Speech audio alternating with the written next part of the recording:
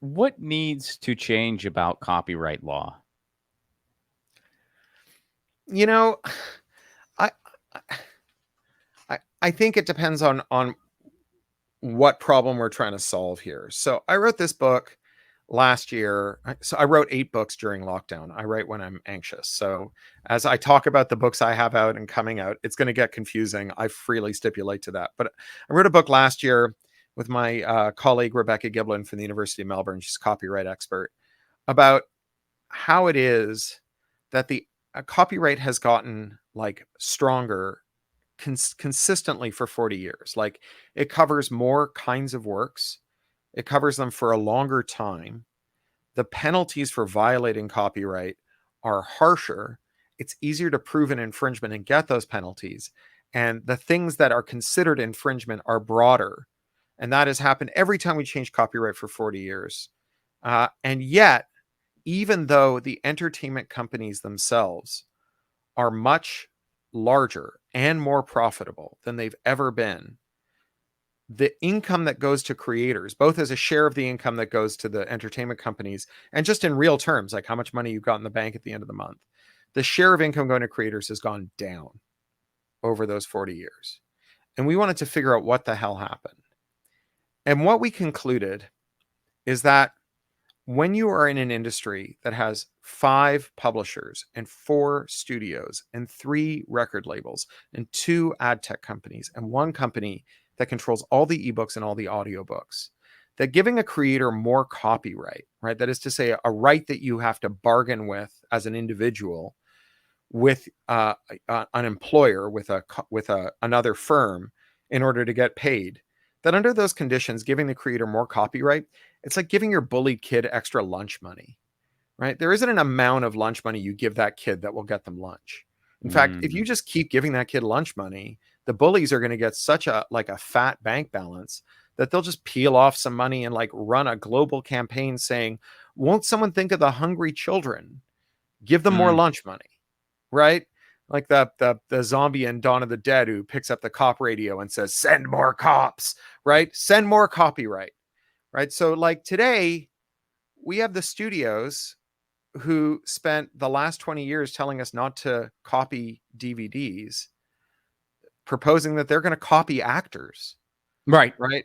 Yeah. And like it's pretty clear that like there are some problems too much copyright creates for lots of other people. But I think the thing that is really wrong with copyright is that the way we solve this problem is not with copyright. The way we solve this problem, and I'll say choke point capitalism, the first half of the book is just like these dissections of these eye-watering scams that the tech companies and the entertainment companies use to rip off artists. And they're just like, really like gross accounting scams. There's a term out of securities called MIGO, my eyes glaze over. It's when you've got a prospectus that's like so complicated that no one can focus on it, and they assume that a pile of shit this big has to have a pony underneath it somewhere, and they just Mm. sign the prospectus. And all of these scams work like that. We spend the first half of the book doing it. We hear from people that by the time they've reached the end of the first half, they've got this like alarming high-pitched noise in their head that's their incipient rage aneurysm, and they want to put the book down. But the second half of the book is devoted to like a half dozen extremely detailed, shovel ready policy things that governments, lawmakers, technologists, and artist groups can do in order to actually change the amount of money that's in the system that goes to artists. Right? It's not about like growing the pie. It's about giving a bigger piece of the pie to artists. For a long time, the true fans of neoliberal capitalism have said like, don't worry about how big your slice of the pie is. Worry about how to make the pie as big as possible.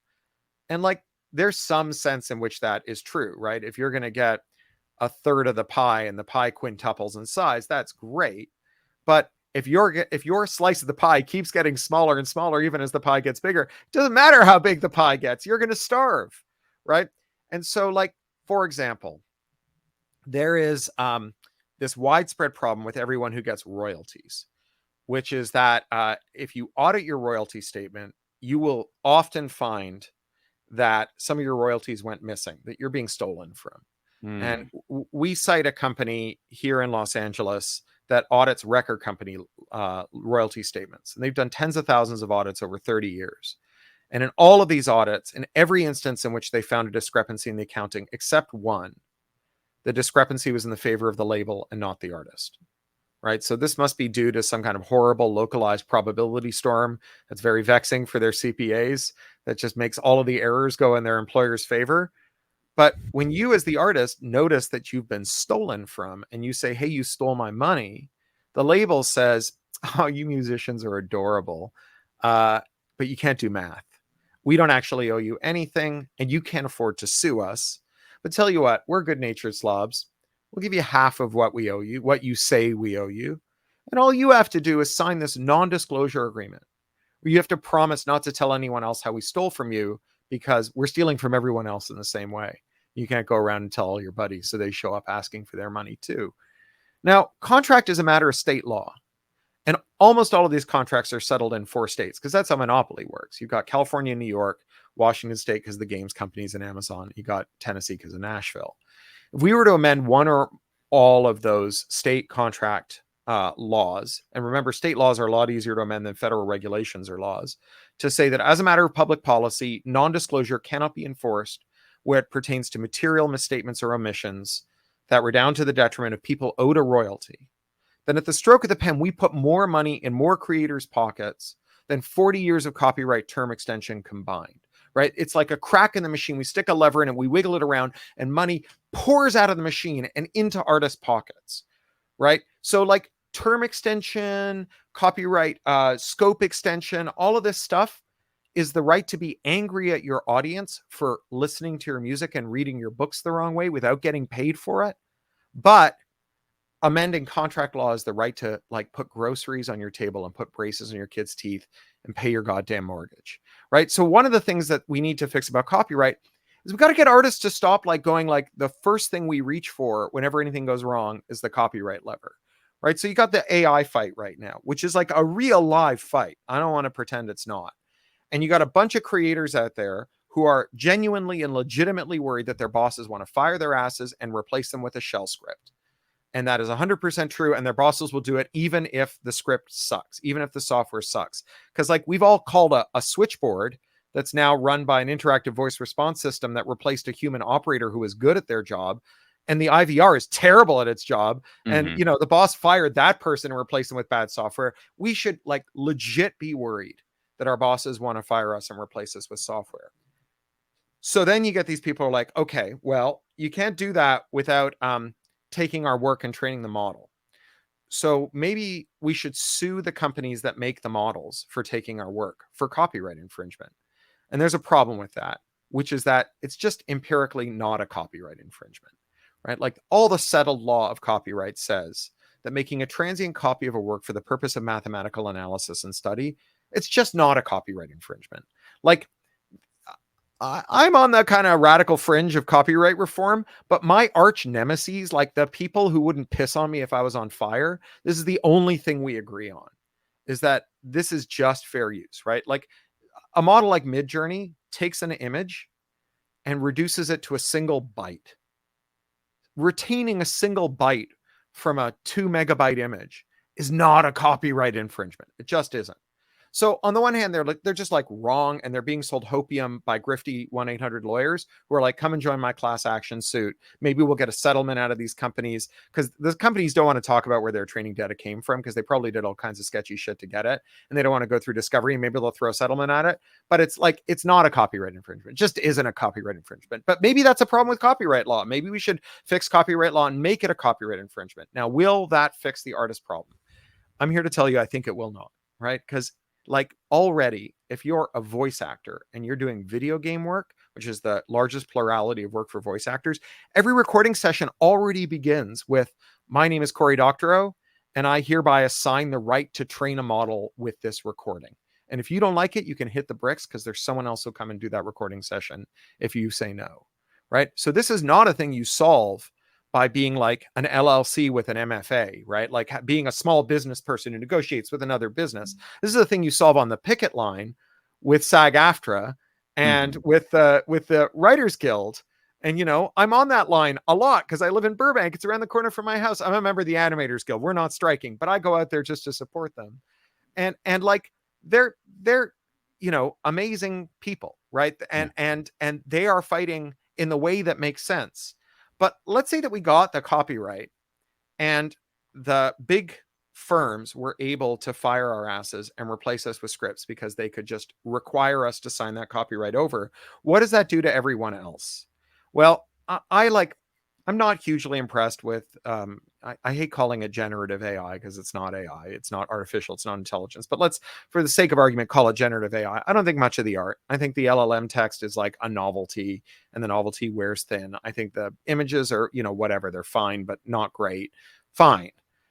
But I'm prepared to say that in 10 years, we may look back on this moment and say, oh my God, that used to be so crude. And now, like, there's a whole generation of creators making stuff that I find aesthetically very pleasing and important. And that moves me, that comes out of it. I mean, I'm also prepared to say that in 10 years, we'll look back and go, like, Jesus Christ, first it was the monkey JPEGs, and then it was that awful Midjourney crap. Can you believe the weird stuff we thought looked good back in the 2020s, right? But, you know, we lived through this before because it used to be that sampling was just not covered by copyright. Right? Nobody even thought about its status. It's like asking, like, when the horn player in a New Orleans jazz trio drops a couple of bars of "That's Amore" into their sample, like, do they owe a royalty, or do they need a clearance? Like, it just does. It's like not even in the room with copyright. And so you had people who made music where they did a lot of sampling really aggressively, did really interesting things. Public Enemy, like layering like 5 different snares on top of each other to get like a hyper snare, that kind of thing. And then you got a bunch of artists who were angry. They said, this isn't art, it's theft, it's bad art, or it can't be art because it's theft. And they were angry in part because they were like, I've been ripped off all my career, and now I'm getting ripped off again. And they're right. They'd been ripped off all their career. Like the Beatles, who were a white privileged act who got a better deal than like black artists. The Beatles used to have to split 1 penny 4 ways for every LP they sold, but not the whole penny, only 85% of it, because 15% was retained for marketing expenses, right? They got the good deal, right? So yeah, people were like, I've been ripped off my whole recording career. What fresh hell is this? 100% right. But when they got what they asked for, when we created a regime in which we effectively have exclusive rights over samples, the big 3 labels, Sony, Warner, Universal, who control 70% of all the recordings and 60% of all the compositions, amended their standard deal. So you couldn't license a sample unless you were signed to one of them.